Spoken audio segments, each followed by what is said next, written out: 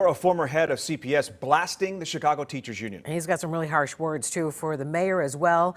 We are joined right now by Paul Vallas, the former CEO of CPS. Thank you so much for coming on the show today to give us your perspective on this issue that is facing thousands and thousands of parents out there. Very frustrating for them.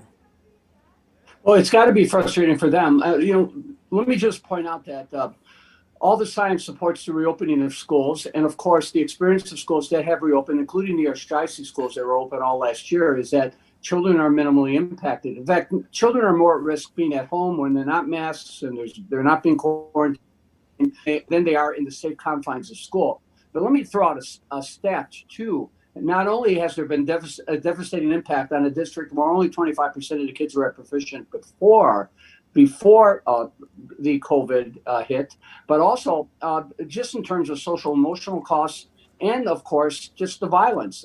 There's been 145 children under 18 years or younger who have been murdered in Chicago during COVID. 7 have died from COVID. So obviously the loss of any child is a tragedy, and of course there's no evidence that that the children actually got the virus at school. But there's been a devastating impact on student violence. In addition, there's been a historic increase in a number of violent acts committed by children.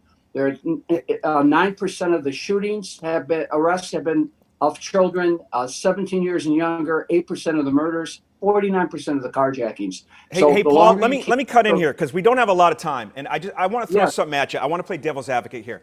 Last year, you may be aware, the CDC held a webinar. 400 superintendents from all across the country. Their number one concern was lunchtime. We know that, yes, in the classroom, there's social distancing, there's mask wearing. Not so in the cafeteria. The kids are taking off their masks. They're eating amongst each other. They're talking amongst each other. Given the spike we are seeing, Paul, in COVID cases among unvaccinated kids, shouldn't we just pump the brakes a little bit on saying school's completely safe? Well, let me point out that there's no way you're going to make schools completely safe. And let's not assume that the students are not getting COVID at home where they're not just social distancing or vaccinating. And let me point out that the devastating impact is going to be generational, not just the violence, but the academic loss. The system's lost 25,000 students just during COVID alone. This is a district that has now lost enrollment for 18 consecutive years. So you're doing generational damage. The Archdiocese has been open all year.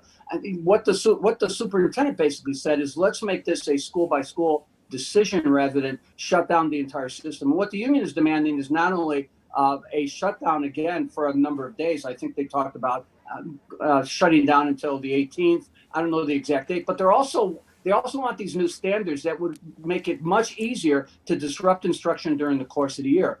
So they're doing serious damage. First of all, the mayor's they've been telegraphing since Delta that they were going to look for an excuse to shut the system down, and that's exactly what they're doing. What's your message to the mayor? What do you want her to know? If you were her CPS CEO.